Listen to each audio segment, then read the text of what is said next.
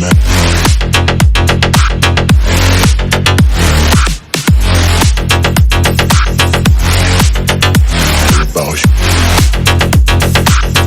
all about you. Welcome to Cobra Kai Canada. I am your host, Alir, and today my guest is the lovely Caroline Avery Granger, who plays Mrs. Moskowitz on Cobra Kai, the mother of Eli Moskowitz, also known as Hawk. Welcome to the show, Caroline. Thank you. Thank you so much. Thanks for having me. For sure, for sure. So actually, what I wanted to start off was, how's your summer been going? I've noticed you've been doing a little archery. And you've been hitting the target dead center. Tell me a little about that. Yeah. Thank you. Thanks for noticing. It's something that I just started doing probably a few months ago. And my summer's going great. And a friend of mine, an actor friend, was like, you know, you probably would benefit from like doing some combat. And I've done a little bit of range shooting, like, you know. Oh, cool. With guns, not a whole lot, enough to be dangerous. But he said, what if you did archery? And so I did archery when I used to go to camp when I was a little girl. Oh, and awesome. Just looked up online. Yeah, it was great. Summer camp and archery. And then so I looked up a guy online, and it has become this whole new love that I have. It's very meditative. It's almost like martial arts with a bow, and I absolutely love it. No, I absolutely love it. And so, just recently, last night, the coach was like, you know, we're going to start a league. So I'm going to be on like an archery league. Isn't that cool? That is actually really cool. I didn't even know they had leagues for that. Yeah, I didn't either. It's like a bowling league, but with bow and arrows, right? Right, bow and arrows. And I actually, hopefully, the bow that I'm using, and I'm still learning a ton about it, like the different kinds of bows, are like the compound bows and the recurve bows and all of this. And my coach let me borrow this gorgeous bow last week. And he has a friend that has one identical to it that he's going to sell me. So I'll have my own bow and arrow, and stay tuned. I'm going to be posting a lot more. Yeah, that's awesome. I was like, man, is Caroline getting ready for like some Lord of the Rings sequel? Like, what's going on over here? Put it out there. That would be amazing. Yeah. Pretty accurate. So orcs, like. Yeah. It's pretty impressive. It's pretty impressive. Thank you. So it's good to see that you're having a good summer. And this is probably the first normal summer for everybody in like 2-3 years now since the pandemic. So right. Yeah, so people are trying to catch up now and, you know, get out there, do their vacation, the normal stuff, back to normalcy. So that's and like travel. So I've done a good bit of traveling, which has been great. I went to see my mom in New York a few weeks ago, and that was the Big Apple. Yep, went to the Big Apple, and it's so great to see people out and, you know, riding the subway again. Went to Westport, Connecticut. They're building a little house, so that was wonderful. I have a trip coming up to San Diego. I'm going to see friends. So it's been great just to be able to travel again and feel somewhat normal because, the last 2 summers have just been. Yeah. Oh, totally. Yeah. Unfortunately, I haven't. On your Facebook feed, like memories of like 2 summers ago, and it was like usually me being alone, like talking to myself or something. You know. Yeah. Anyway, but yeah, no, it's great. I see like a lot of friends and family, you know, starting to travel and you know, doing what kind of missed out on the previous summers. So that's a good thing. I didn't really do much traveling this year. Pretty much just on my quad, kayaking, just the normal, you know, extreme sports stuff for me. So, but that's something I enjoy. So it's not like, you know, like something I'm like disappointed or anything like that. So no, that sounds amazing. I mean, from what I understand, you can just like, you know, you're in Canada, so you can just go out in your backyard and go kayak. Oh yeah. Yeah, exactly. Lakes, rivers. Well, I do live on a farm, so it kind of helps too, right? So we have like a couple of acres. So nobody around, just the way I like it. So. Yeah, definitely. It's amazing. Yeah. So let's talk a little like Cobra Kai now. Sure. Tell me how you landed the role as Mrs. Moskowitz and your audition experience. What was that like? Well, you know, it's the funniest thing. I had been wanting to book this show way before I got the part. And I had had a couple of auditions for different roles. I originally had, and I might botch this up, but I originally had an audition for Johnny's girlfriend, the mother of Robby Keene. Yeah. Wow, yeah. This is interesting. Yeah. I originally had an audition for that. And I thought, I've got to be on this show. I'm very 80s nostalgic, grew up in the 80s. Every bit of sides that I ever received were always like, the writing is gorgeous. It's funny. I'm laughing out loud. This is taking me back to Karate Kid, my childhood. Anyway, so I already knew that I really, really wanted to be on the show. Mm-hmm. So for Mrs. Moskowitz, I didn't really know that it was going to be, the mom of Hawk, who's like dude, Yeah, as we know now. Yeah. Right. Like I had no idea. And I don't even think there was a name on the sides at first. It was just Mother. It was just like Mother, Eli's mother or something like that. Right. So I got it on like a Sunday. I had just gotten my hair done. I had just been to my stylist and she like did it nice and I didn't realize that I had this audition. So long story short, I went over to a friend's. I taped it. I had a ball with it. It was really very just the scene that you see in my episode is pretty much what I auditioned like. Oh, a little snarky, like shit lip. I love saying that line. I'm sticking up for my son. I gave him a few different ways, like one very protective, one like really bewildered, like, what do you mean I'm upsetting you? One like angry at the principal. So I sent in a couple of takes. And then probably within a week, I had to check a veil for it. And I thought, oh my gosh, that's awesome. And then booked the part. So I never in a million years. And working on that was such a fun day. That's awesome. Working with Jacob and working with Josh Heald and being able to play. It was just so fun to play. And I could hear them, I could hear Josh from Video Village. Okay, try it this way, just be able to have, all these different ways of doing it. And, and the footage was amazing and looked great. And, there was a lot of nuance in that scene, and it's the opening scene for the episode. Like falling apart. I just don't know what to do. I don't know what to do, and I want to protect him, but at the same time, like Mom is a little bit of a badass herself, Yeah, definitely. Yeah. See where you get that from. Interesting, because like I always just thought like I always love asking people, how did you get into Cobra? Because I always just like assumed like through like an agency and et cetera, right? Because I don't know like the film industry, like, in the background. So I just thought, through an agency and stuff. So like, but that's cool because there's a lot of people that are actually fans of the movie that, audition for like Cobra Kai, and they're just like, I want to get in here. You know what I mean? And that's just pretty cool. Yeah, I mean, I definitely have an agent. I don't know how anyone would be able to get a show of that caliber. Who knows, unless they knew somebody. But my agent, send it along. But to be able to already love what I was seeing, and this was way early on. This was 2018, wasn't it? Yeah. Wow. Jeez. Yeah, time flies. 2018. The fact that we're still doing podcasts on this particular episode and Mom is still very exciting. So that's true. It's crazy to think like now that like we're headed to season 5 that you play the mom of one of the most popular characters on the show. What's your intake on that? Like, because nobody knew, like, like when you watch this, first season, you see characters come and go, but like Hawk completely blew up. He's a fan favorite. What's your intake on that? I feel like it all started with our episode, because you go from this transformation.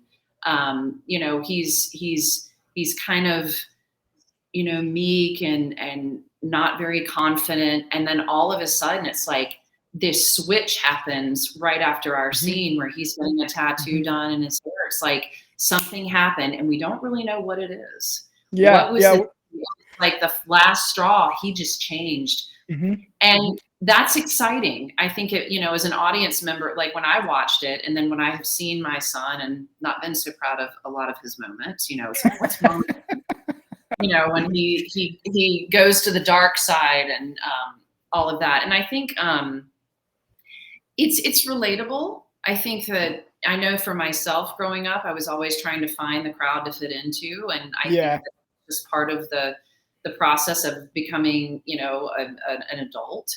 And so his transformation, and a lot of what I've read, I have a YouTube page that I need to update. But that scene is on my page, and I've read a lot of the comments from fans about how they relate to being bullied and feel like good for Eli for sticking up for himself. And this scene spoke to me because, you know, finally I'd had enough. And I wouldn't say that fighting is the answer, but speaking your voice and showing your individuality and going through that whole transformation of maybe changing your hair and your looks and, you know, who you hang out with, because you're trying to discover yourself. And I speak that for myself too, when I was a teenager. So it's relatable. He's a relatable character. I think that we all can relate to wanting to be accepted. We all want to be loved, right? I mean, if we're going to get deep about it, it's a fun show, and it's funny as hell. And it's also very poignant. But there's a deeper meaning, and I appreciate that. So I hope that answers your question. I just think his character is very relatable. It's like the kid who was picked on is now like, I'm not taking it anymore, and not, you know. Yeah, I'm glad you brought that up, because there is a question I do have about what you said, but we'll get to that in a second. When you got your role, read your script, what was your personal thoughts on the show? Like, for example, did you know it was going to be a smash hit, considering the first 2 seasons was like on YouTube Red? No idea. That is what is so amazing. And I'm just like, oh my God, just so mind blowing. Never in a million years. And then, you know, friends calling, they're like, Netflix, like it's the #1 show. Netflix, like when it moved to Netflix. And then season 3, I'm like, what is happening? This is so exciting. And then the fan base, the fans are so it's global. Everywhere. But never in a million years, when I got the script, I knew it was great writing. Like the parts that I got, I didn't get the whole script, obviously. But what I thought, okay, this is good stuff. This is funny, fun. It's like Johnny's character just makes me laugh. Oh, he's hilarious. Yeah, he's hilarious. I have a tendency, I'm pretty dry. We've talked about that. So I just was really excited to read great material. But never did I think that it would go, you know, starting with the YouTube Premium, YouTube Red. YouTube Red, Never in a million years. Yeah, it's funny because like I remember, when it first came out on YouTube Red, like it was popular, and I'm like, I wonder what the future is for Cobra Kai. But like they made the right move when they hit Netflix. That was jackpot, and the rest is history, right? So. But thank God they went to nothing against like YouTube Red, obviously, but like Netflix is where it's at, right? Absolutely. So. Well, your viewer audience just gets, you're reaching so many more people, and and then seeing the #1 show was just, I was just thrilled. I was thrilled. I had so many friends who are like, oh my God, what's going on? I'm like, they're like, you're a celebrity. I'm like, no, it's still a goofy friend that's just like happens to be an actor on this #1 show. Kudos to the whole team, and just that's always when you have having your mind blown like that for something that you just you didn't expect it. So, I'm a fan of the show, obviously, podcast, Cobra Kai Canada. And it's funny you bring up Johnny, because one thing I like about Johnny is he's still intact with the 80s, and that's like brought onto the show. And I love that, right? Because I'm a total 80s guy. So I can relate to like a lot of the stuff Johnny says and does. Oh, I know. I think it's funny. Like there's a couple of parts, like I can't remember exactly the episode or the scene, but I think he takes his laptop in to get fixed, but it's not broken. Do you know what I'm talking about? Like, is that the power scene where you didn't know how to turn it on or something like that? Yeah. Right. And he's not even powering it up, and it just makes. Well, he didn't. Yeah, and he didn't even know what a Wi-Fi was. Remember? Yes. Doesn't even know what Wi-Fi is. I love. There's always a Coors. It's Coors, right? Coors. Yeah, he drinks the Coors. And it's the same pop of the, Oh yeah, everything. It goes from the music to the movies that he watches. It's just hilarious, man. I know. And I love it. I love every second of it. But Yeah. one thing I wanted to talk about is your scene in season 2, episode 5, All In. You call the school, tell them that your son Eli's being bullied and whatnot. You have good intentions, but it makes things worse for Eli. It was also brought up in an announcement in the cafeteria scene in season 1, since yours was more of a flashback.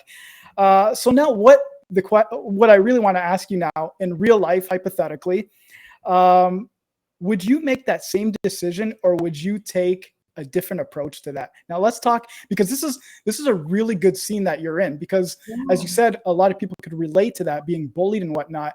So now let's just say hypothetically, you're still the mom. Real life, you have a son. Would you call the school and do what you did in that scene? I love this question. Yeah. I love this question. Yeah. Now, I do not have children, but I am. Okay. But I will say that I am a very Neither do I. So yeah, I played a mom on TV, obviously, and other things too. I've never actually thought about that, because what I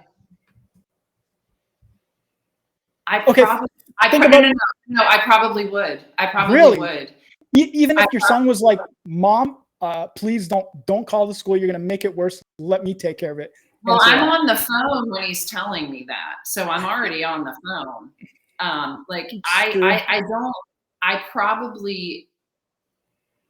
would want to talk to him after, because but I said that in the scene. I'm like, the school needs to know that this should not be tolerated. I'm going to sound a minute. Okay, like think of it when you were young, and this happened to you as a youngster, and your parents are calling. I would be mortified. And like deep inside, you go there to school, and the principal's telling everybody, knowing the fact that they know they're talking about Eli specifically, because the lip and whatnot. Would you still like have your parents? Would you stop your parents, like grab the phone? Don't, like, let me take care of it, or what would you have done? The young Caroline. If my parents were doing that, I would probably do that, because I would be mortified. Because, like I said, every kid wants to be liked. So mom and dad come in to save the day. That's like a huge embarrassment. So knowing that, I still probably would say, I wouldn't want the principal to make an announcement. I think that's a little bit like, I think because. Well, yeah, that's what I'm trying to say, right? Because like everybody knows that they would be speaking of him specifically, right? Because of the deformity on the lip. Right. Well, when I said, it's a tough situation.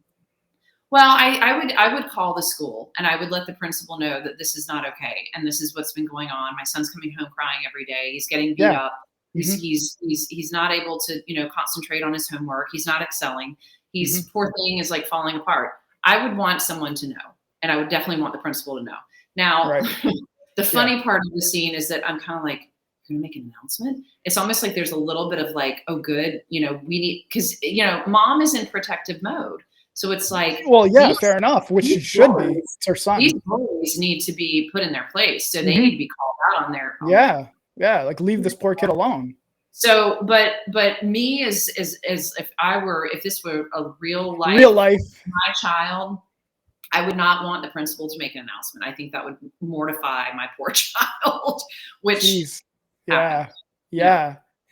So because I was trying to put myself into that position.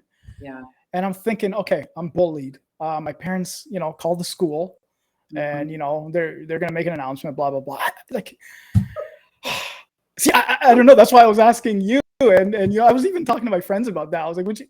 Like they're like, well, here's my friends' answers. If you want to know the truth, they're like, I just go to a different school. But I was like, what if that happens to you in that school now? Like, geez, like, because how kids are, especially today.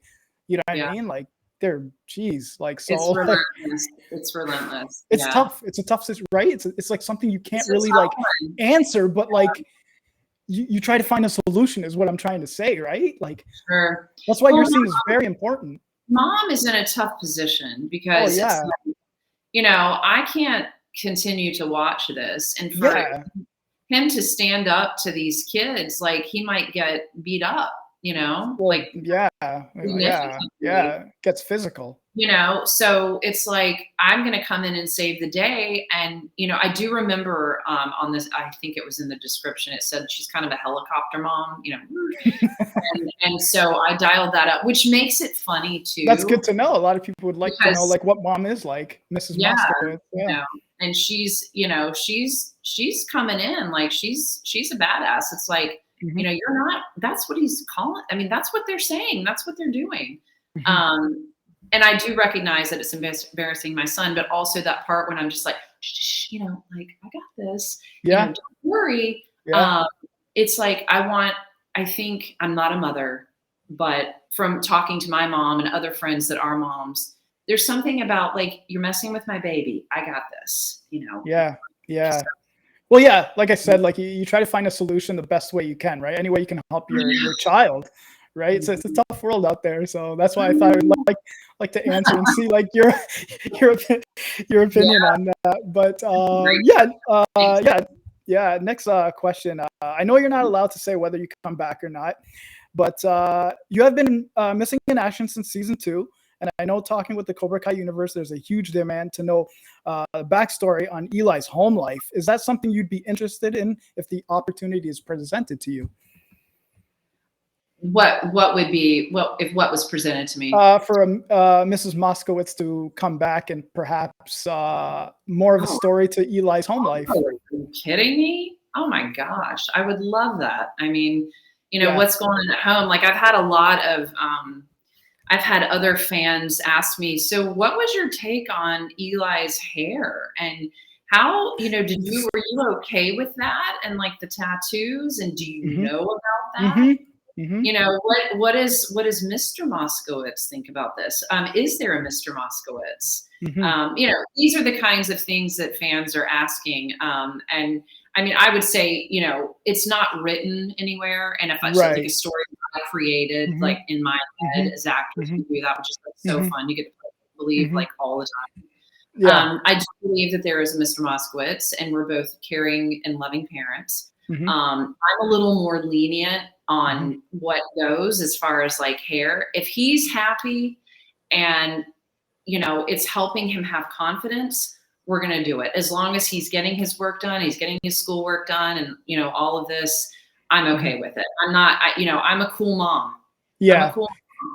I mean, I'd have to be to have the kids coming in with blue hair, right? Right. Yeah. Oh, that's great. Funny enough, you mentioned if there's a Mr. Moskowitz, because I've seen in like Instagram and Cobra Kai universe, because fans are crazy. Cobra Kai fans, they get into complete detail.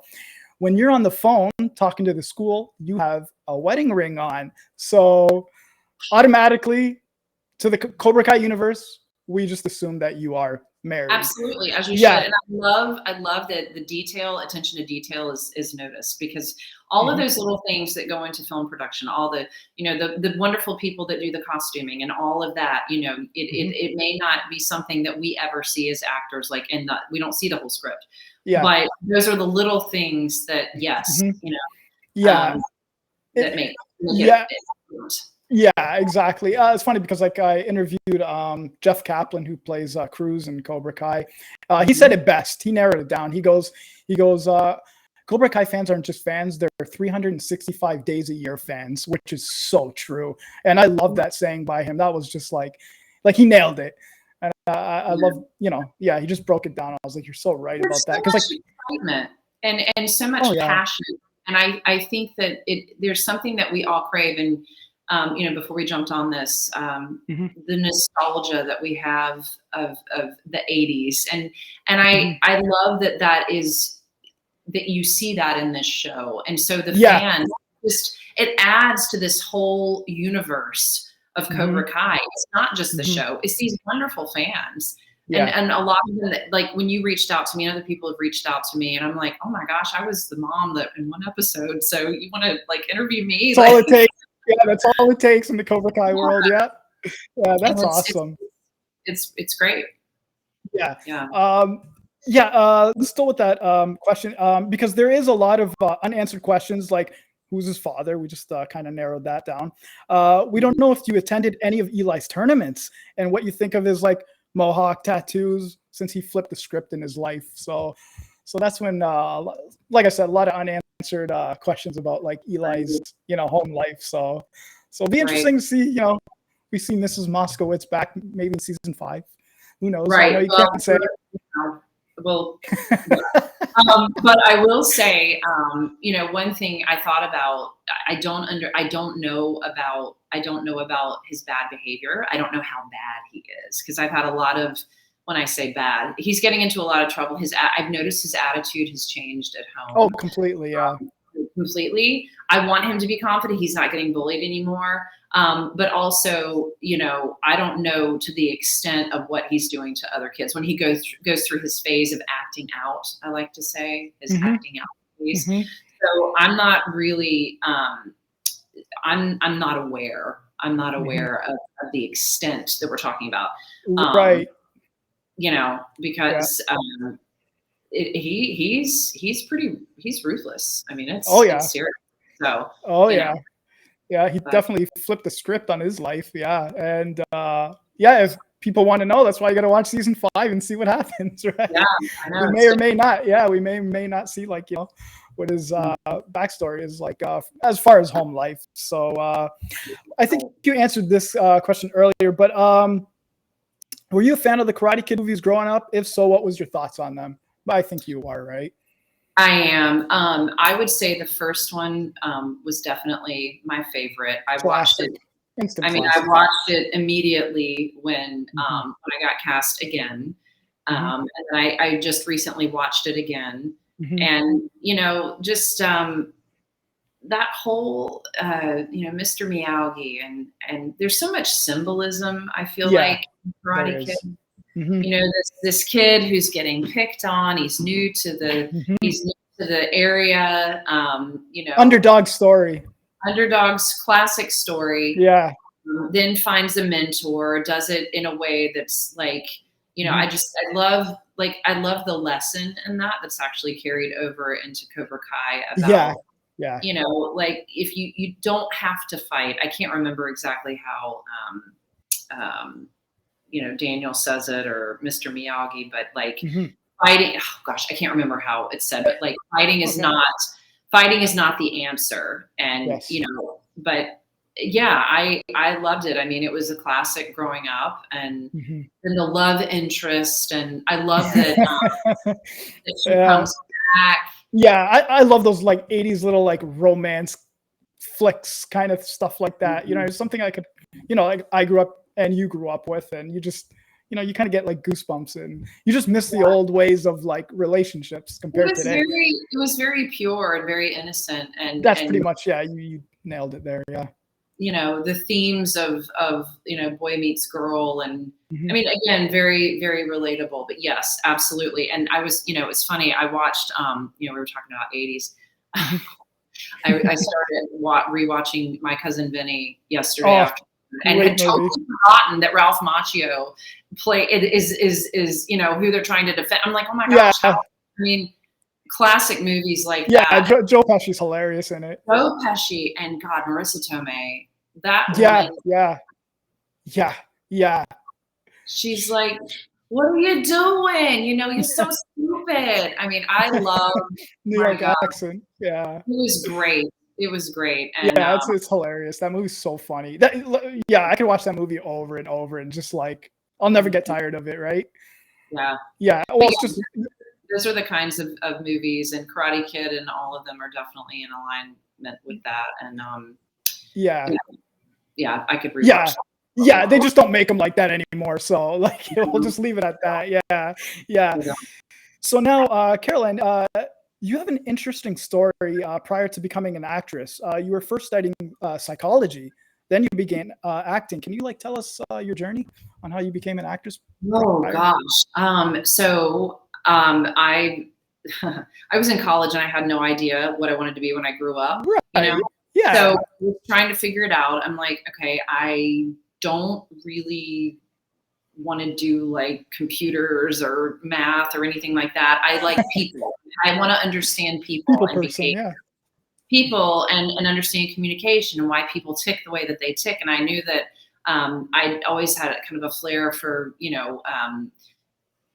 my grandmother always said, you should just be an actress. And I'd never taken really, I'd done like acting at summer camps. This is what's so crazy about it. Like I just had been like, okay, I'm going to get my degree. And this is kind of what you did, back in the day. You get your degree and you figure out what you want to do. And then you go to college, or, you get that degree in college and then you go to work. Well, I had no idea. Right. I was like, I don't know what I'm going to do. So when I'd been out of school for like a year or two, I took an acting class right before I was going to go and get my master's in psychology. Because I thought, I think people are fascinating. I like to listen. I care about human beings. And so I'm going to get my master's degree in psychology. Okay. And then I thought, before I do that, I'm just going to take an acting class for fun. Just get this out of my system. Experiment with it. Like I'm just going to get this out of my system before I get really serious about what I'm supposed to do. Right. And even when I was a little girl, I would pretend that I was being followed with a camera, so it just goes, I always in my heart's desired wanted to be an actress. And I took an acting class and I was hooked. And this was, oh my God, this was 20 years ago. That's giving my age away. Sorry. Anyways, but no, I was hooked immediately and started taking classes regularly, moved out to Southern California immediately. Cool. Yeah. And things happened pretty quickly. I didn't realize how hard it was going to be. I was also pretty young. So I got a little bit confused with like, oh, so this is a lot harder and you're going to be poor, like really poor for a while. Oh, wow.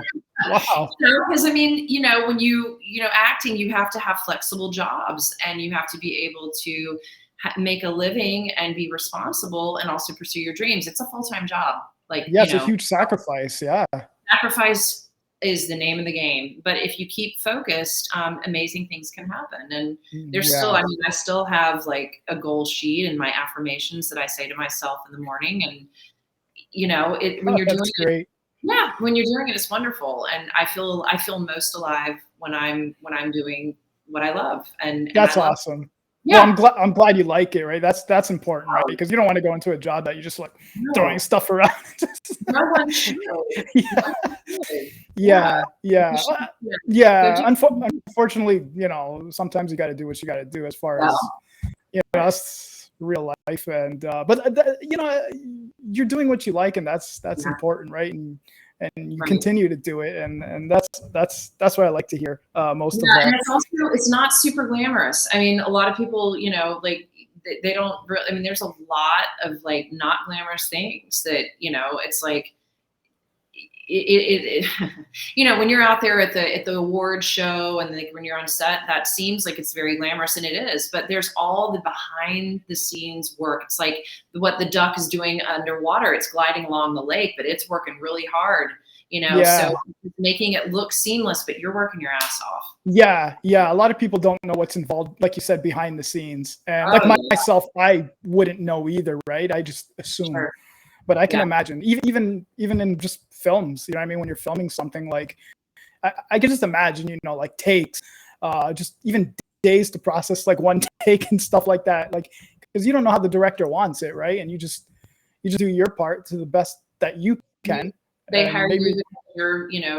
They saw that what they saw they liked, like do that so that they can trust you to be a professional on set and do a great job and live the life of that character. So it's a lot of focus. I think that's why I like archery so much. It's all about like focus. So yeah. No, I gotta try archery one of these days. I'm gonna find a place. I could do it here, but like maybe I need a little practice and a lesson first before. Yeah, when you got plenty of land, I would you would. Yeah, I could fling it yards and just make sure I don't hit an animal or something like that. So yeah, that's true. That's true. Yeah. But Caroline, now do you remember when you landed your first role and what that experience was like? Sorry, was it Song of Songs back in 2002? Oh my gosh, oh my gosh. Is that your first role? No, hold on. I'm trying to remember. It's funny enough because you you played as Caroline's friend in that. Isn't that hysterical? Yeah, and you named Caroline. Yeah, right. I don't remember if that was my first role. Actually, that was the first. Good research there. That was my first SAG job. That was a long time ago. Yeah, 2002. Geez. That was so fun. Okay, so yes, that was the first one. That was the first one. So that it was a cute film that was done. I actually took classes. This was when I lived in San Diego. I was taking classes with a woman named Kiki Teague. If you're watching this, Kiki, hello. She and Don, friends of mine.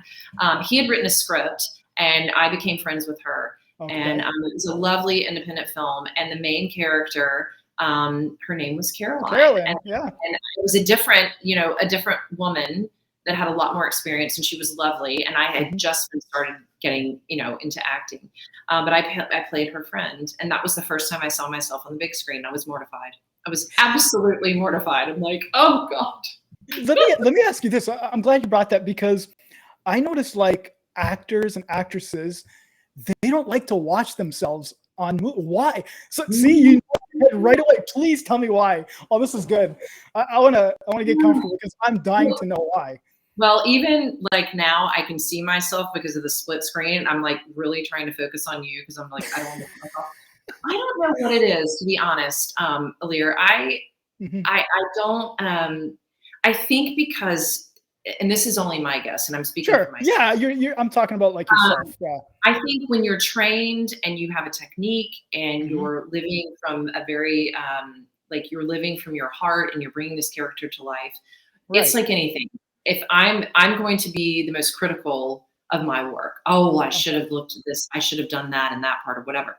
I've gotten better. I've gotten better about that.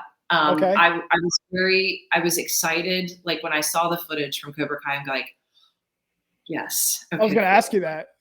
Like, okay. I mean, I honestly captured, I think also, you know what it is? I as actors, and for myself, the moments and the thoughts that we're thinking, I want that to be captured on film. I want that to be seen and expressed to the audience, because my goal is for the audience to have a moment and to like live in this world that I'm in, right? So if I'm not doing my job and I see that, I'm gonna be like, ugh, so one of those things that may have something to do with it. I don't know for all actors, but I know for myself, if I feel like I could have done something a little bit different or conveyed it in a way that was more meaningful. But I've gotten so much better about just let it go, just watch it. Yeah. See, maybe it's easier for me to say because I'm not an actor, but like if I was on a film, whether it was like Cobra Kai or just any short film, TV series, I would love to watch myself. Like, that's just my personality, right? I'd probably laugh at myself more than anything. Sure, I'd be like, oh man, maybe I could have done it differently. But like, I don't know, because since I was a kid, back in the VHS day camcorders, I used to do stupid stuff with my cousin. You know what we used to do? We used to film ourselves doing news. I know it sounds corny, but like we used to have a desk, and we used to have we made a logo out of colored pencils that time. We put world news, and we just talked stupid shit and just make up stories. Yeah, and I had a blast doing it. So like, but maybe it's fun. Yeah. So maybe it's different, like, because you know what I mean. You're in the film industry, so I don't know. I mean, you're kind of doing that newscastery thing kind of in your own way with the podcast now, which is, I think, I mean, you're actually recreating what you did when you were a kid. I give you a lot of credit because I personally, I get so nervous before interviews, like something like this. Like, oh my gosh! But then when it's me, right? And I'm still, in therapy for this. No, I'm kidding. No, it's just like trying to figure out why is it that happens. But if I'm playing a role, it's like I can sink into that, and it kind of, all of that goes away, that nervousness. But no, I think different personalities. I think it's lovely what you do, and I don't know if I could do it. Honestly, I really don't. I think it's a special type of like personality that. It's funny you say that. Long story short, I do this completely for fun. Like, I don't look to get like millions of views or millions of subscribers like these other podcasts, right? It's totally for fun. Why I do it is because I get to meet like people like yourself, have fun, hear stories, and just kind of see like where your career goes. Right? Like, you know, like I'm okay, you know, like I work, I make a living, you know, I'm comfortable. Thank God for that. That's a blessing. Awesome. And you know, I'm talking to people on like on one of my favorite shows, and but if I ever got into acting, I would definitely want to be in I would have to say like a movie like Goodfellas and stuff like that. Like I'm really into gangster movies. I think that life, not that I would want to live that lifestyle, but to play a character. You like got that, you know? I just want to play a villain. Like I don't mind, you know what I mean? Like this is going way back, and I'm sure you probably don't even remember this movie or seen it. There's a movie with Arnold Schwarzenegger and James Belushi. It's called Red Heat. Arnold plays a Russian cop, and he comes to America to chase a Soviet. Soviet at that time. They're called Soviets. To bring them back to the country, to put in jail. And the guy that played the Soviet gangster, that's the kind of, his name was Victor Rasta. There he goes. He was the villain. Maybe Victor Rasta. This is sounding familiar. Maybe. I feel like this is. Yeah, it's a very, very old movie, right? It's one of those 80s, if you were into the Arnold Schwarzenegger type stuff back in the days. Yeah, it's I don't know why I thought that movie just popped in my head for some reason. Anyways, I'm using it as an example. So yeah, I always wanted to play that Victor Rasta type guy, just a badass, like everybody hates me. I just want to go after everybody, sell drugs and make money. Here's my psychology. Yeah, and live the American dream according to the immigrants. Sell drugs. Well, you know, there's something. No, I hear you, and I think that's it's fun because we can't do that every day. We can't. That's what I mean. Go out and do this crazy, outlandish stuff. I mean, some people do, and you know, they're. You know, that's not a way to live. Yeah, but I will say, one of my, I agree with you. I love playing villains. I love playing the characters that are right on the edge. A lot of people only know me as like the mom, Mrs. Moskowitz, but they haven't seen a lot of my edgier personality. They haven't seen that edgier side. So I understand like that desire to play a bad guy, you know, like a villain. Those are for me, those are the most fun. Those are that's what I mean. It's like, and plus they get more publicity. Like I'll give you the best example: Scarface, Al Pacino. Like right away, right? Oh, Scarface. Oh my God! Like right off the bat, this is a great movie. Killed the role. Yeah. Even though he got like the worst of it in the end, you know. But what I'm trying to say is, I'm the type of guy that roots for the bad guys in movies. That's me. Right. And also I think finding the compassion and the humanity in the bad guy. As an actor, I always like look at it from a very multidimensional viewpoint. It's like, and this is the psychology part. It's like the behavior, you know, what happened in that character's life that would compel them to be doing X, Y, and Z, you know? So it's a real character study into, human psyche, which is fascinating. So it is.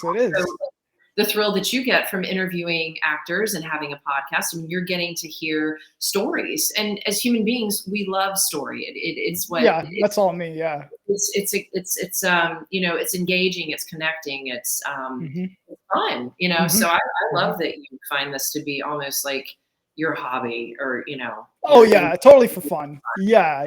I'm not looking to become like a professional like podcaster or anything, like totally for fun. If you were too serious, I probably wouldn't be here right now. I'd be like, you know, this doesn't feel fun. I really appreciate your candidness and how it's funny thing seeing like that's why people want to know Mrs. Moskowitz, right? We want to see more of her. We want to see like, that's why people keep bringing like Eli's, you know, like home life into it. And people talk about there's like crazy stuff I see on Instagram, like even on like season 4, for example, when your son Eli was there was a scene with him and his friend, and they were just Miguel?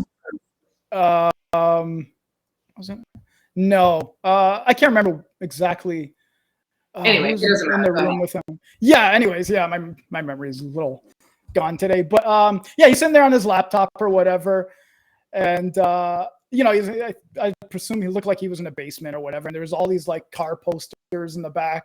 The fact that he's in his house and there's like these cars, and they're like, what is that about? Yeah, what's that? So what I'm trying to say is people get way into detail, more into like investigating. But I love it. That's what we do as actors. That's what we do. We look at like stuff like that. It's like taking apart a script and then making your own, story behind it. And I think that's great because honestly, I mean, that's what we want when a viewer is watching the show. It's like, well, what is and then watching it multiple times and noticing new things. It's like, well, what's that about? And I don't want to speak for my son, because his obsession with cars is really none of my, if that makes him happy. But I love that because that says a lot about the character and what goes on in their thoughts. Your environment is a lot of what you carry with you internally. So no, I love it. I think that's really cool. Yeah. And so we can just watch season 5. So whether you're there or not, but you like missing in action is kind of suspicious to the Cobra Kai universe. I know. Your son wins the tournament. All this stuff is going on in his life, and she's nowhere to be seen. Like we have the LaRussos, the Keenes, Lawrence's family. Mom was, even Aisha had her parents. Yeah, like everyone, we kind of know, but Eli, like that remains a mystery. So we can just assume. We'll just assume. Right. We'll just assume. Yeah, I know. It's so funny. I have friends on the West Coast, and they call and they're like, "Hey, why were you not at the tournament?" I'm like, yeah. I was wondering the same thing. I was like, "Where the hell is why are you on my ass?" I was, what's mom's take? Yeah, what's mom's take on what's going on in his life? It's one of the biggest tournaments in the valley, and you know what I mean. So to be determined. We'll leave it at that, Caroline. Let's leave it at that. Yeah, we'll leave it at that. So fans tuning in, watch season 5. So that's all we're gonna say. We'll leave it at that. So now there's there's a question I've been dying to ask you because it's not every day I talk to someone that got to be in a film with the Clint Eastwood. You were in a movie called The Mule, which is based on a true story. Tell me how you got that role and what was like to work with Clint Eastwood. Wow. Oh my gosh, I love that you asked me that question. That was a dream. That was an absolute dream. That fell in my lap. I never in a million years. I mean, he is the greatest of all time. So that whole situation, I got the sides for this particular character. The character's name was Hot 45-year-old. I saw that. Yeah. I did watch the movie. You saw the movie? Mm-hmm. In the theater, actually. Yeah. And just so you know, you only see a snippet of me. We'd got a lot of footage that was cut out, and for purposes of the length of the movie and all of the editing and all of that, it's understandable. I mean, I was disappointed, of course, because I wanted everybody to see in the world that I'd been on screen with Clint Eastwood. Yeah. So I got the audition for this, and it was in person. And I had two preparations for it, and I had so much fun with it. It was just so much fun in a hotel room. This 90-year-old man shows up. I'm with another girl. We're pouring drinks. We're having a good time. It was a fun, light, playful scene, and that's a lot of my personality, very playful. And I just had fun with it. And I did 2 takes. One was a little more over the top, and one was more grounded. And then I didn't hear anything for at least a month. It was about a month. I was hanging out with a friend of mine. I like to write as well. I was working on screen. Cool. I didn't know that. Yeah, I like to write as well. I haven't done it in a while. But we were working on a writing project, and we were sitting there, and up on my, notifications, it was like a veil check for The Mule. And I'm like, The Mule? What? Yeah. And I'm looking at him, I go, oh my gosh, that's with Clint Eastwood. He's like, respond. So I was like, I go, wow. I'm available. Just take a second. And then within a week, I was booked. And oh, wow, that fast. Yeah, it was super fast. I think it was fast. It depends. Sometimes things take a little bit longer. Usually, they're pretty quick. Okay. And I went in for my fitting, and the clothes were just like perfect, and it was fun and sexy, and working with him, I will never forget. I had friends, like I'm in my trailer, and friends were like, "This is like a moment, Caroline, that you're never gonna forget." So Yeah. like you are working with Clint Eastwood, like you're working with him tonight. Wow. Wow. I'm Wow. working with him. Oh, anyway, so I'm invited to set, and the way they have it, it looks very Western. The way that they did this particular motel it doesn't even look like you're in Atlanta. And I love that's just what's so beautiful about this industry is that you can take, an area that looks and just you can just completely morph it into something else. Definitely. Yeah. So anyway, so I'm in this like kind of like rundown motel room. And I'm talking to the girl, this wonderful woman that was in the scene with me. And we're talking, and all of a sudden, I said, "Excuse me for a second." I felt Clint Eastwood from like a football field's distance. His presence, you feel him. I could feel him walking in. There's something magnetic about this man. Guy's an icon. He has a presence that you can't ignore.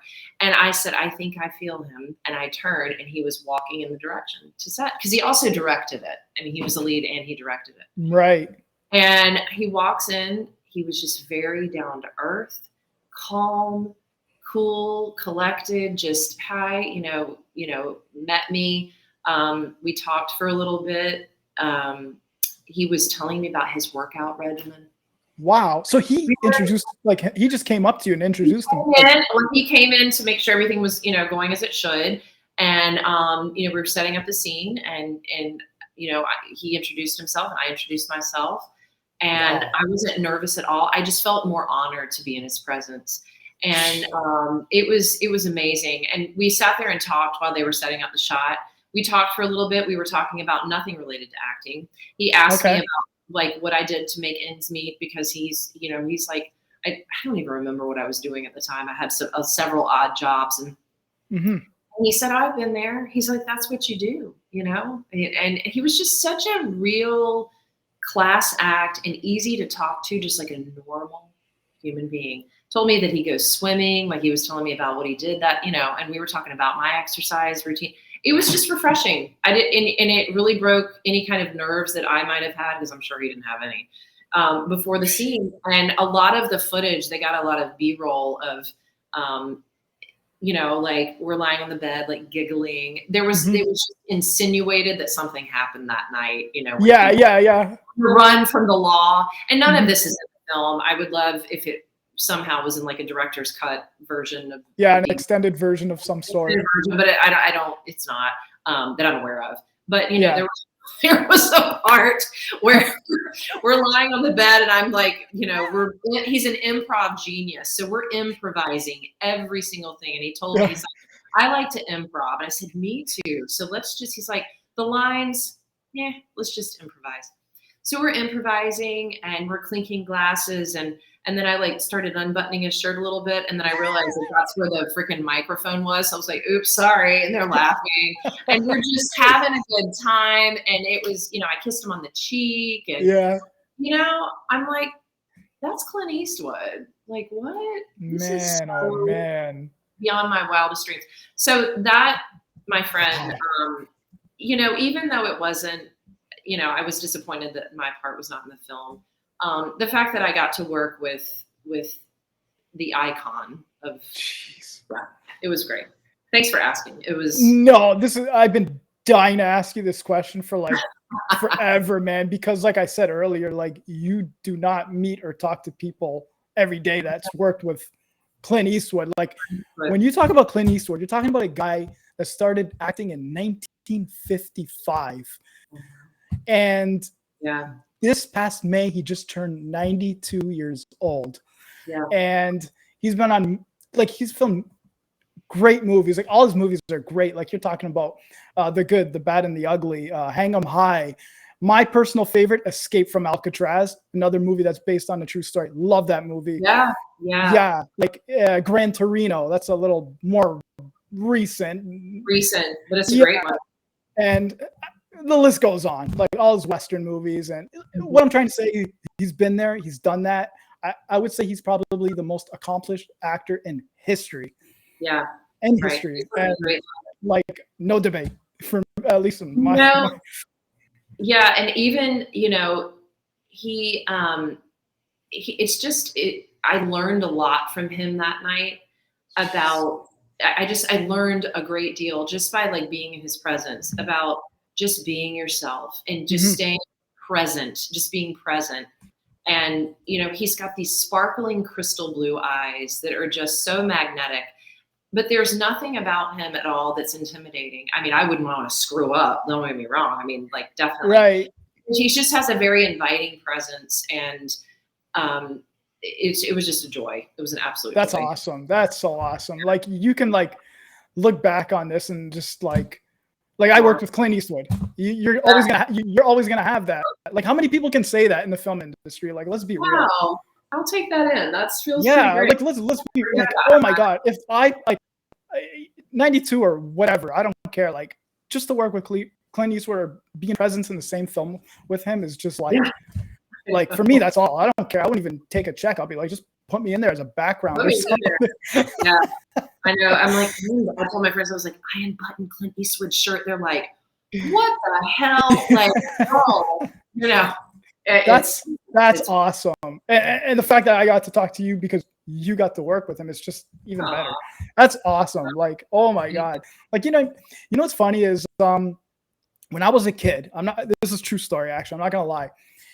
My dad used to watch all Clint Eastwood's like Westerns, even the Dirty Harry movies and all that stuff. I'm not gonna lie to you. When I was a kid and he would watch those, I was like, he's like, and this is what he would say to me. He'd be like, oh, you kids, you guys don't know what's good. I'm sure your parents have said that to you, right? Yeah. Now that I got older and I watch these movies, I actually enjoy them more and I like them more now. And I'm like, now I know what he was talking about. Yeah. I didn't know what I was like, I mean, at that time, at that age, right? Because I just wanted to watch cartoons and stupid We don't have an appreciation, Yeah. We have minds that want to have instant gratification. We don't really understand, right? Yeah, and exactly what you said. I didn't understand those movies, right? And stuff like that. And the most violent movies I would watch in the 80s growing up was like RoboCop, Terminator, and stuff like that.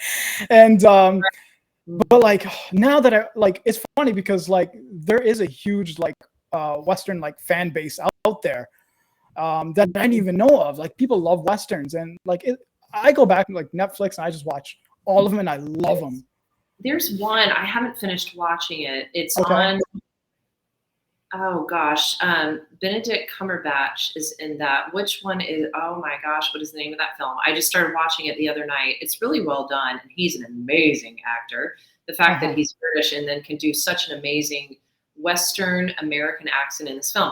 I'll have to get back to you on that. It's definitely let me know. I think it's either on Netflix or Prime, but it was in consideration, I think, for the SAG Awards. I can't.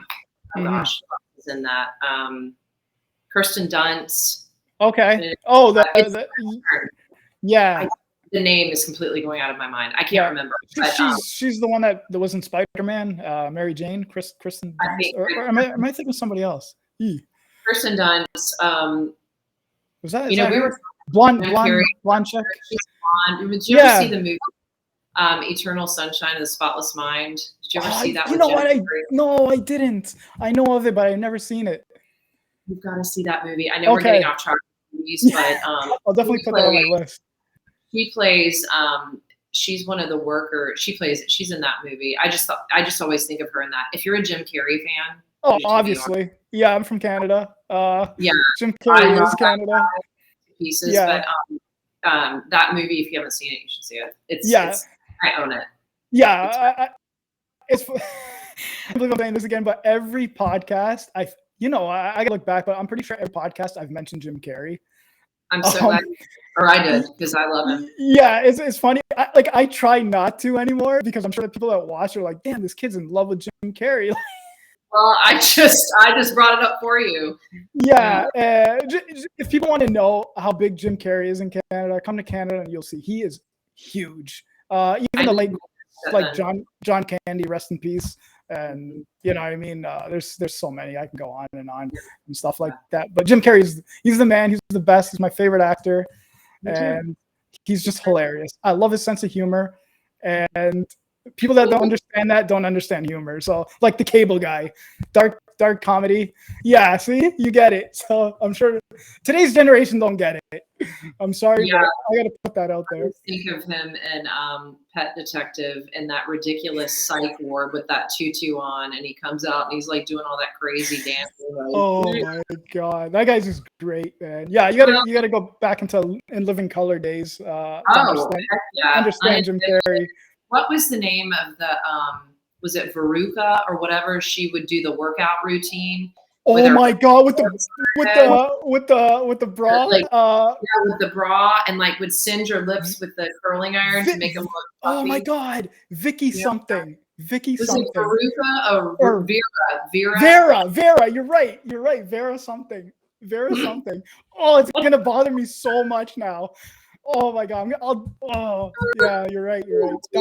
So you start flexing and like back bends, like he's just great. Fire Marshal Bill and Fire Marshal Bill. Yeah, that's love those. It kind of circles back to all of the great, shows and kind of with Cobra Kai, humor and silly. It was just so silly and so fun.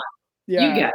I totally get it. You know what's funny? Since we're speaking of like 80s and nostalgic stuff, see what I mean? Like when you look at like back then, our era, and today, see they're bringing stuff from the 80s, continuing it today. Why? Because back then it was way better. It had more like plot stories, and it was just great. And they're just running out of ideas. It seems like Hollywood, like they can't come up with new shit.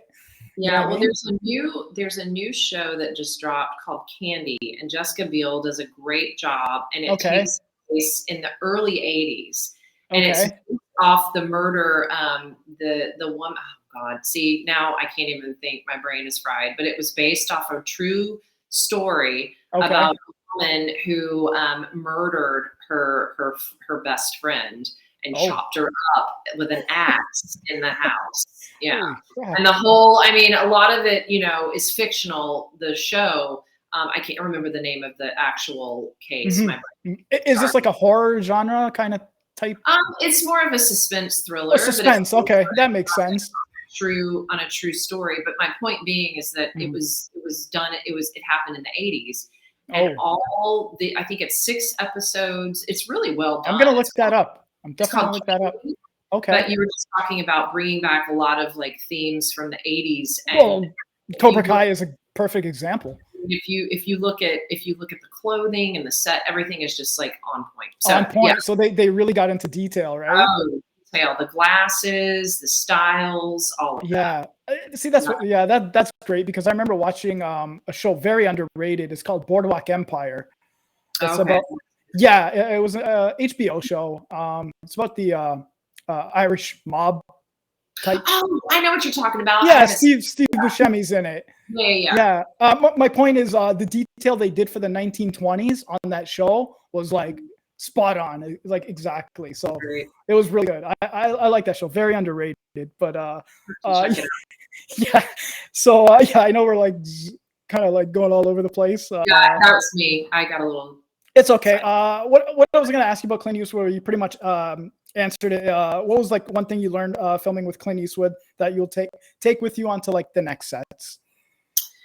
Yeah, kind of like I said, is being present. I think, in life, and that's such a good lesson for life. And it's like, I don't know, just being present in the moment. And we had so many, I think also it was such a, and this was back in 2018 as well. I had a very good year that year. I had a good year this year, but I can't really talk about it yet. But maybe that'll be another podcast. But anyway, it was just being with him, and there's nerves that happen for all of us, but there was something so grounding about just being present with him and just being in the moment. There's this beautiful opening that happens of ideas and the improvisation that we were doing.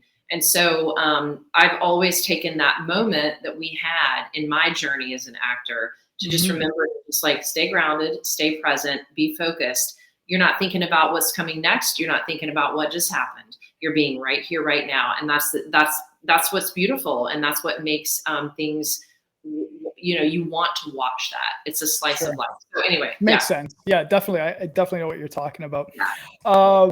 One thing I wanted to ask you so I don't forget this is, did you not take lessons on British accents? Tell me about that. And how does someone learn doing accents? Is there any like pointers you can give me? Like, how the heck do you do an English accent? Like, oh, I love that you asked me that. yes. You asked me that. See, I screwed up already. And my coach would probably just give Carrie Saffron a plug here. So during the pandemic, we were all like, just like, what in the hell? Like, oh my God, don't remind me. Oh. So I found this amazing coach. She is between LA and New York, that was doing a lot of these webinars on different accents. So when I say different accents, British, German, Russian. Oh, really? I mean, across the board, I thought, now this is something I could sign up for and stay busy with practicing. So I did a couple of different webinars with her. I think we did one on French, which I was terrible. We did one Russian one that was decent at that. And then she had this whole intensive on the British accent. And I've had a fascination with the accent for forever and ever and ever. Oh, it's hilarious because my parents are from Europe, as I told you earlier, and they have the accent, but I can't. I try to imitate them and I can't. Well, I mean, and there's a definite learning curve. And when I started, I was a train wreck. I mean, I was just like, it was like, I'm really bad. But then she had an intensive course week to week. It's not easy. I mean, there's a whole list of words, like it's called the Bath Ask list. Okay. Certain words that you don't pronounce. Like when I say, I'm going to ask you a question, I'm going to go take a bath. It'd be, I'm going to take a bath. I'm going to ask you. So there's like certain words. How the hell did you do that? Like certain words that you pronounce with that And so learning that, and then like there's something called the intrusive R. Okay. Have you ever, like, if you're going to watch the show Law and Order, they say law and order, law and order. So the is that British kind of thing and there's an intrusive R. There's an R that pops up in between vowels. It's very nerdy and very cool, and I freaking love it. And it's hilarious. It's great. And then there's like all these, I haven't practiced in a while, so okay. I apologize. But there's like old fashioned and modern and like different. There's a lot of nuance to it. But I actually have a group now that I work with weekly or every other week, pretty much, and we just are like our fun little group that we get together. I've got a girl in New York and 2 friends in LA, and we get on Zoom calls and we just read scripts in British accents, and it's awesome. Wow! So you guys just go online, whatever, on webcam, and just kind of like throw in the accents and practice. We practice. It's so fun. Oh man, I want to do this. It's so fun. You should look her up. I'll send you the info after. I want to do I think I would. Nothing against the British, but I think I would want to do something more like funny, like the Russian or something like. You're talking about that Russian like mob guy, right? Oh yeah, there you go. So yeah, see what I mean? Maybe it's fate. There's a future for you. Maybe Russian gangster. Yeah. Why not? I mean, she does, and there's different accents. That was just the one that I really gravitated towards. And British, and I think I have like this dream. I know I have a dream of being in a period piece where I would be like a British queen and my arch. I'm glad you said that. Yeah, so that's a dream that I have, and I'm just trying to manifesting your dreams and doing the work to make that happen is important. So anyway, so that's how I got into it. It's fun. Really cool. Yeah, that's awesome. And like I just heard a little like your British accent. Like you just came out and just did it like that. It took a lot of rehearsal. I'm I'm a little rusty right now. So, but if I had been warmed up, you would have gotten a better accent. Anyway, I enjoy it. It's all right. It's a lot of fun. Yeah, Mrs. At least I got back with it. She's Mrs. Moskowitz has been in Britain. That she's been in London for the last few years. That's where she's been. British background, yeah. Season 5. There you go. Oh man, that's great. It's funny because like when you hear accents, the first thing that pops in my head is Borat, right? Because he did the whole Kazakhstani, accent and stuff like that. And funny enough, he is from Britain and he has a British accent. Yeah. What the hell's his name? And something Cohen, right? Or I can't remember. Sasha Baron Cohen. Sasha. Yeah. I can't remember. My mind today is just But anyways, it's funny because he has a British accent because I'm assuming he was born there, and he did the whole Kazakhstani thing, and that was hilarious, man. Right. I just died laughing, but like he nailed it. It's just funny, you know what I mean? Because even it's funny because like I have family members, they can't say we with a W, they say V, like we go. You know what I mean? Like instead of saying, we're going, we go. And I'm saying, okay, but you tend to like understand what they're saying because you get used to it. Right? I don't know. Yeah. So that's cool. Yeah, but that comes in handy, like learning accents. I'm sure in the film industry. Yeah, and I've had a few auditions where they've called for a British accent, and my goal is to book something with a British accent. I think it would be a lot of fun and and challenging too. It's not. Yeah, definitely. That's bonus. Yeah, for sure. Yeah, you've done your homework on me. I have. Yeah, it's been a while, so like, I'm a little rusty myself, but yeah. Now what I wanted to ask you is there any current projects you're allowed to talk about that you are working on? If not, that's totally okay. Not yet. Okay. I was thinking about this earlier if you asked me that question. There are a couple of shows that have not dropped yet, so I'm gonna wait on that. Fair enough. I will post them as soon as I can. Yeah, that's why I said that you can only talk about because I know you guys have a protocol, with that industry where you're not allowed to. Yeah, we don't want to get you fired here. Yeah.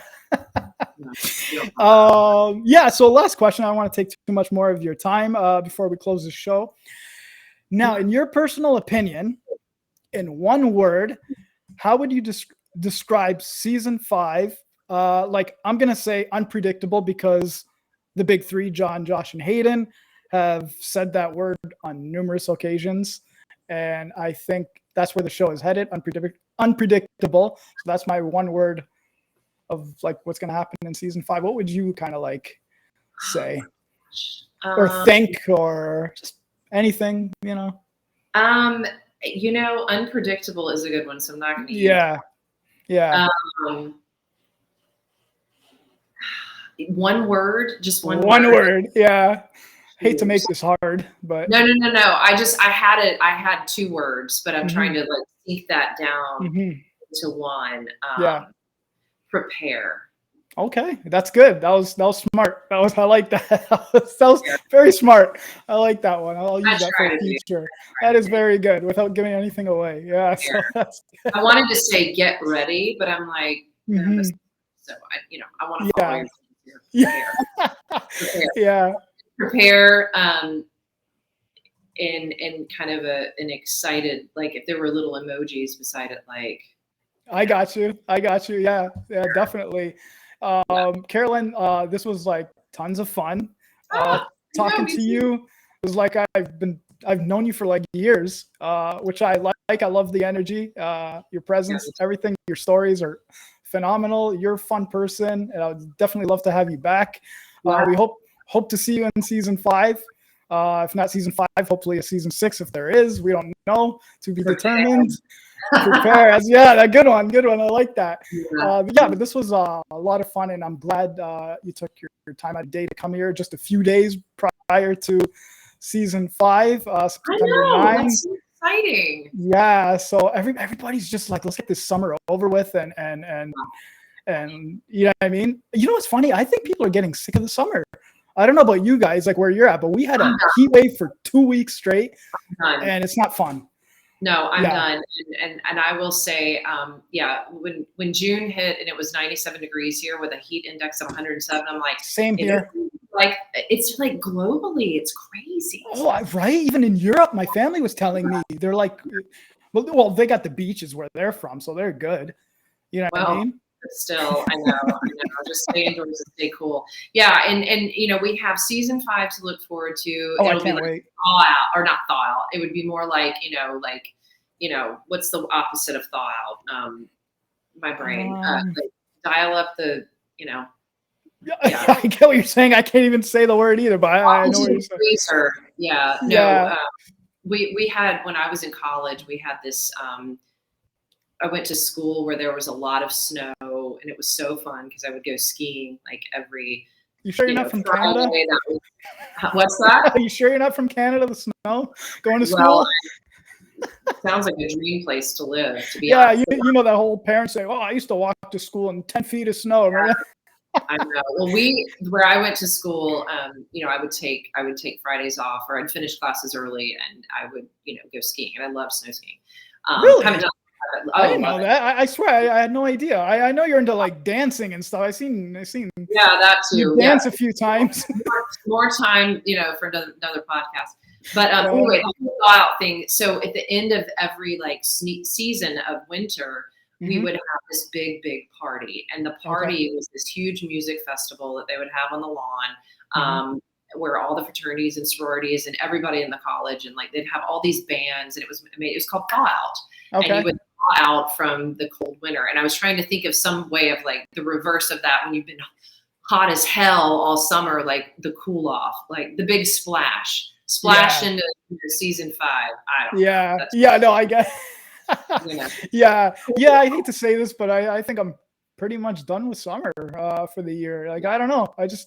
I think the humidity, the heat, just really. I'm getting old. I'm telling you right now, and I think you're not. It's just everybody. Yeah, I think everybody is just like done with it. I'm a spring fall type guy. I like wearing hoodies and just like, you know what I mean? Just out my quad getting dirty. That's just me. Yeah, like I you know what I mean? Yeah. And when it's time to dress to impress, I do it. And but I just like to be comfortable as well. What I'm trying to say, you know what I mean? I just like the breeze and the wind, and you know what I mean, all that stuff. Don't ever come to Atlanta because it is hot and humid. It's a lovely city, but you guys are near Florida, so I can imagine. Really hot. Oh God, I know. It rains every day. Anyways, yeah. And just so people, American viewers, Canada's not all snow. It is hot here, like the United States. I don't know where that came from. Where like we live in igloos and snow dogs and all that stuff. You don't? Sleds? No, unfortunately, we don't. Yeah. I'm podcasting in my igloo. If you haven't noticed, and we do have Wi-Fi. Oh, that's not ice. No, even though they're blue, right? The pink kind of thawed out, right? So. Oh, I see it now. It looks kind of blue, like, but then pink at the top. I like the color scheme. I think it's great, actually. Yeah, I like it too. I kind of just, it was a last minute decision, but kind of worked out. I mean, don't you like how the back of the wall here matches? Yeah, I got to get you a brick wall as well, like this. No, or something it's like really that. bad. I just was like, tonight we're not. I have this really ugly green backdrop that I use for like auditions. That's like a it looks very kind of like kind of 80s. It looks kind of like your grandmother's, like, that green, and then mustard yellow was always like a color in the 80s and the 70s. Yeah. Just to kind of give that effect of like that time period, but I didn't want to. It would was it? Well, in the 80s, they had a lot of like those retro neon colors, right? In the 80s, remember all that stuff? When we used to go like roller skating at that time. I don't think that existed. Jelly bracelets and, freaking banana clips that were like hot pink and. Oh man, that's great.